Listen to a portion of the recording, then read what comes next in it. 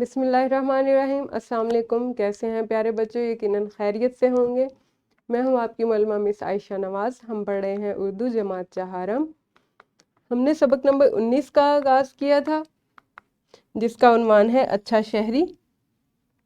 आज हम सबक को चौथे हिस्से में पढ़ेंगे। हासिल तालुम देखते हैं।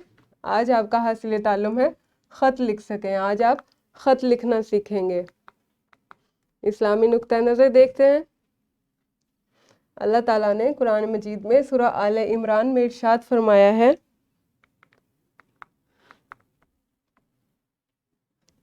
वो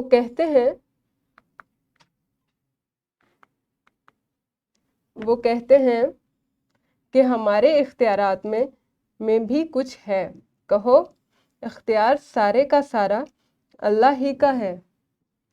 यानी अल्लाह ताला ने फरमाया है कि अगर कोई इंसान ये समझता है कि उसके पास इस दुनिया में कुछ इख्तियारात हैं, तो कहो कि तमाम इख्तियारात अल्लाह ताला के पास हैं। यानी इस दुनिया में जिसके पास भी कुछ इख्तियारात हैं, वो भी अल्लाह ताला के तफवीज़ किए हुए हैं, अल्लाह ताला के दिए हुए हैं। मालिक कुल मुख्तार कुल अल्लाह ताला हैं। तो कोई भी हुक्मरान या कोई भी इदारा ऐसे कवानीन नहीं बना सकता जिनकी इजाज़त अल्लाह ताला ने ना दी हो। हर हुक्मरान और हर इदारा वही कवानीन बनाता है जो अल्लाह ताला के दिए हुए कवानीन से अखज़ किए हुए होते हैं। दोहराई में आपके पास सवाल है, ट्रैफिक के इशारों के बारे में इस सबक में क्या बताया गया है? तहरीर करें। तो आपने सबक में पढ़ा था कि ट्रैफिक के इशारों का जिक्र आया था और उसमें उनके मुतालिक बताया गया था। तो आप वीडियो को रोकें और तहरीर करें कि इशारों के मुतालिक क्या बताया गया था।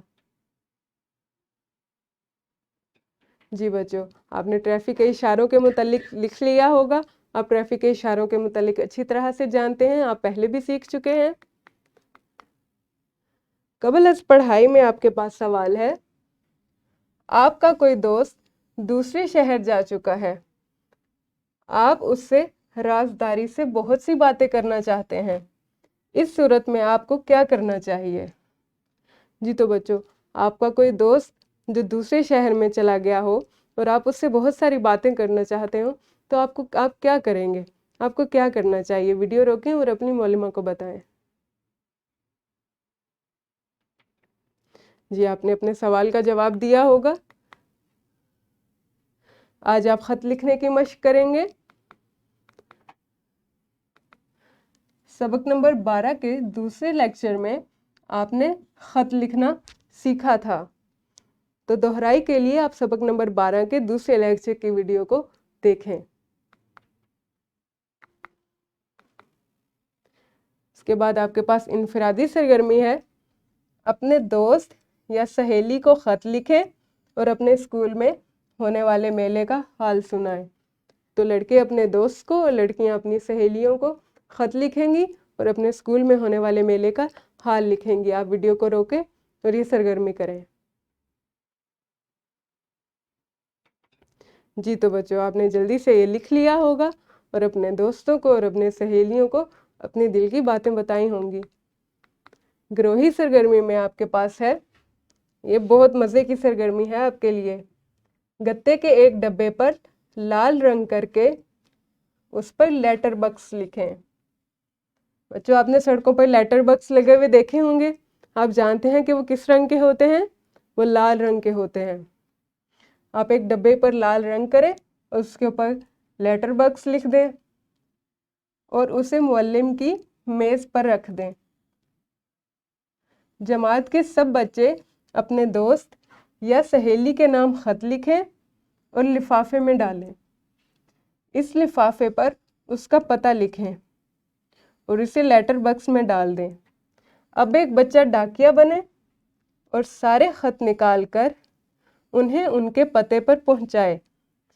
सब पते फर्जी तौर पर जमात के अंदर ही मौजूद हों।